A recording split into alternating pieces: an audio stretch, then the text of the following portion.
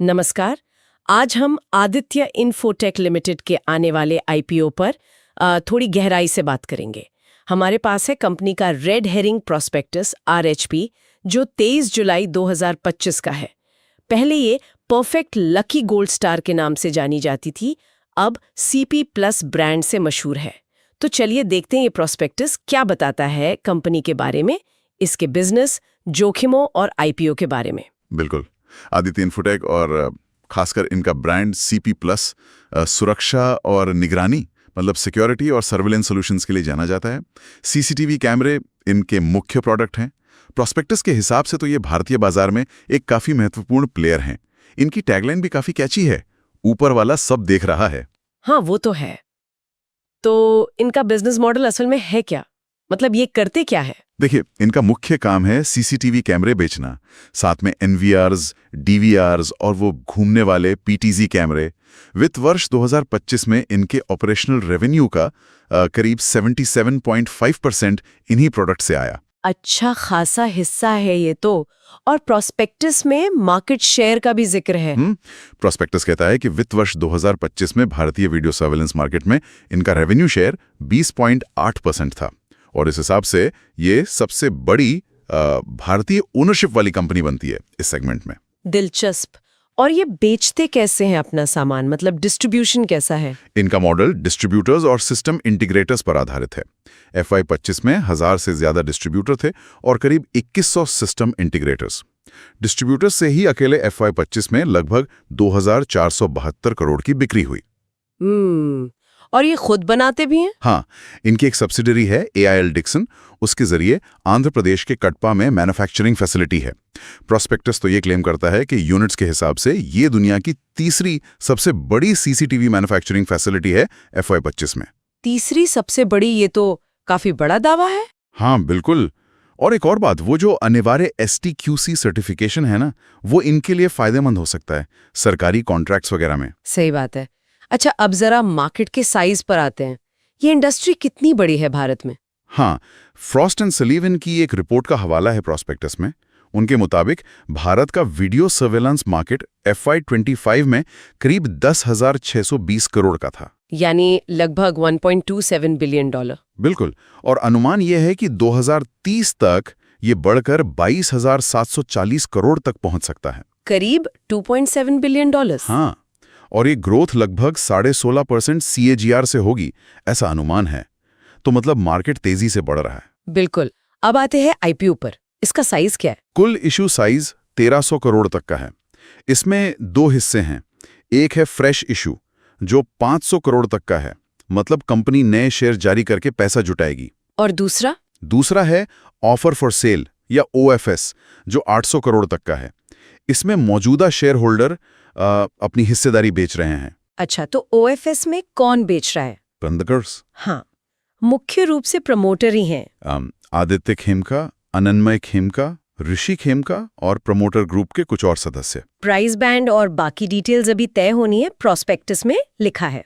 और तारीखें? Anchor investors के लिए 28 जुलाई 2025, इशू आम निवेशकों के लिए 29 जुलाई को खुलेगा और 31 जुलाई को बंद होगा। कोटा भी तय है। QIBs के लिए कम से कम 75%, NIIs के लिए 15% तक और रिटेल के लिए 10% तक। और कर्मचारियों के लिए भी कुछ है? हाँ, उनके लिए 6 करोड़ तक का रिजर्वेशन रखा गया है। ठीक है, अब ये जो 500 करोड़ फ्रेश इशू से आएंगे, उसका क्या इस्तेमाल होगा? प्रोस्पेक्टस के मुताबिक इसका बड़ा हिस्सा कुछ मौजूदा कर्ज चुकाने में जाएगा, प्रीपेमेंट या रीपेमेंट, और बाकी पैसा मतलब ग्रॉस प्रोसीड्स का 25% तक वो जनरल कॉर्पोरेट पर्पस के लिए इस्तेमाल होगा। अच्छा, यहाँ प्रोस्पेक्टस में एक बात लिखी है कि कुछ लेंडर्स शायद BRLMs मतलब इशू मैनेजर्स से जुड़े हो सकते हैं। इसका क्या मतलब है? हाँ, ये एक पोटेंशियल कॉन्फ्लिक्ट ऑफ इंटरेस्ट की बात है। मतलब क्या इशू मैनेजर सिर्फ कंपनी के हित में सलाह दे रहे हैं या फिर वो उन बैंकों के लोन की रिकवरी को भी प्राथमिकता दे रहे हैं जिनसे वो जुड़े हैं? ये एक ध्यान देने वाली बात है निवेशकों के लिए। जरूर। अब मैनेजमेंट की बात कर लेते हैं। कौन लोग चला रहे हैं कंपनी? प्रमोटर खेमका परिवार है, हरिशंकर खेमका, आदित्य खेमका, अनन्मय खेमका, ऋषि खेमका और एक family trust. Harishankar Khemka chairman है और आदित्य खेमका मैनेजिंग डायरेक्टर। आदित्य खेमका की हिस्सेदारी कितनी है? आईपीओ से पहले उनकी होल्डिंग 55% से थोड़ी ज्यादा है। बोर्ड में इंडिपेंडेंट डायरेक्टर्स भी हैं। देखिए, फैमिली कंट्रोल से स्थिरता आ सकती है, पर कभी-कभी पारदर्शिता और डिसीजन मेकिंग पर सवाल भी उठते हैं बाहरी निवेशकों के लिए। बिल्कुल। अब आते सबसे जरूरी हिस्से पर, रिस्क फैक्टर्स। यहाँ क्या बातें ध्यान देने लायक हैं? हाँ, ये बहुत जरूरी है, एक बड़ा पॉइंट है। दाहुआ टेक्नोलॉजी पर निर्भरता। प्रॉस्पेक्टस बताता है कि FY25 में कंपनी के रेवेन्यू का लगभग 24.56%, यानी करीब 1/4 हिस्सा दाहुआ से सप्लाई किए गए प्रोडक्ट्स को बेच कर आया। ओ, ये तो बहुत ज्यादा निर्भरता है एक ही सप्लायर पर, वो भी एक विदेशी कंपनी। हाँ, ये एक बड़ा जोखिम है। साथ ही कुछ दूसरे कंपोनेंट्स और मटेरियल के लिए भी लिमिटेड सप्लायर्स हैं, खासकर चीन से इंपोर्ट पर निर्भरता है। और क्या रिस्क्स हैं? पूरी मैन्युफैक्चरिंग एक ही जगह कड़पा, आंध्र प्रदेश में केंद्रित है। अगर वहां कोई दिक्कत आती है तो प्रोडक्शन रुक सकता है। अपनी जॉइंट वेंचर AIL डिक्सन और डिक्सन टेक के साथ ऑपरेशनल कोऑर्डिनेशन पर भी काफी निर्भरता है। क्वालिटी कंट्रोल का भी रिस्क होगा। बिल्कुल, अगर क्वालिटी गिरी तो ब्रांड इमेज पर सीधा असर पड़ेगा। कंपटीशन बहुत तगड़ा है। हिकविजन, दाहुआ जैसी ग्लोबल कंपनियां हैं मार्केट में। कंपनी का रेवेन्यू भी कुछ ही मुख्य प्रोडक्ट्स पर बहुत ज्यादा निर्भर है, वही CCTV, NVR, DVR, PTZ cameras. AIL Dixon से ही FY25 में करीब 1200 करोड़ रुपए की खरीदारी की है। ये ट्रांजैक्शंस हमेशा स्क्रूटनी में रहते हैं, और रेगुलेटरी रिस्क तो है ही। STQC, competition act, IT act, नया DPDP एक्ट वगैरह। काफी सारे पॉइंट्स हैं।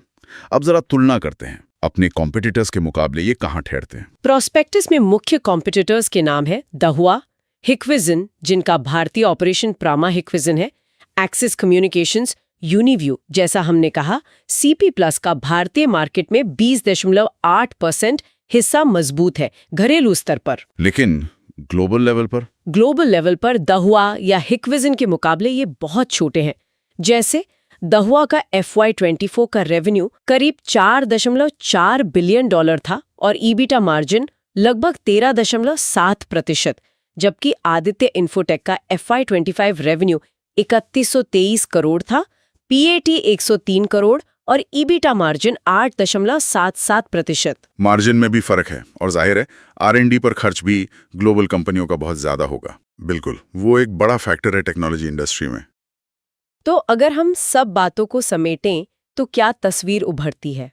देखिए, आदित्य इन्फोटेक यानी CP+ एक मजबूत घरेलू खिलाड़ी है। मेक इन इंडिया और STQC जैसे रेगुलेशंस का फायदा इन्हें मिल रहा है। IPO का मुख्य मकसद कर्ज कम करना लग रहा है। सुनने वालों के लिए मुख्य बातें क्या हैं जिन पर ध्यान देना चाहिए? मेरे ख्याल से एक तरफ तो मजबूत घरेलू ब्रांड है और भारत का बढ़ता हुआ सिक्योरिटी मार्केट, दूसरी तरफ ग्लोबल कंपटीशन बहुत तगड़ा है। प्रमुख सप्लायर्स जैसे दाहुआ और पार्टनर्स जैसे डिक्सन पर भारी निर्भरता है। मैन्युफैक्चरिंग और ग्रोथ प्लान्स को ठीक से लागू करने का जोखिम भी है। और जाहिर है किसी भी IPO में निवेश से जुड़े सामान्य जोखिम तो होते ही हैं। बिल्कुल। और हाँ, एक आखिरी बात सोचने वाली है। प्रोस्पेक्टस में AI और VSaaS यानी video surveillance as a service के बढ़ते ट्रेंड का जिक्र है। हाँ, मतलब क्लाउड बेस्ड सर्विसेज। बिल्कुल। अब आदित्य इन्फोटेक, जो अभी मुख्य रूप से हार्डवेयर पर फोकस्ड है, वो इस टेक्नोलॉजिकल शिफ्ट को कैसे हैंडल करेगी? क्या ये सिर्फ कैमरे बेचने से आगे बढ़कर सर्विस मॉडल अपना पाएगी? ये उनकी लॉन्ग टर्म स्ट्रैटेजी के लिए एक बड़ा सवाल है। सही कहा। ये देखना दिलचस्प होगा कि वो इस बदलाव के साथ कैसे कदम मिलाते हैं। चलिए, आज की बातचीत यहीं समाप्त करते हैं। धन्यवाद।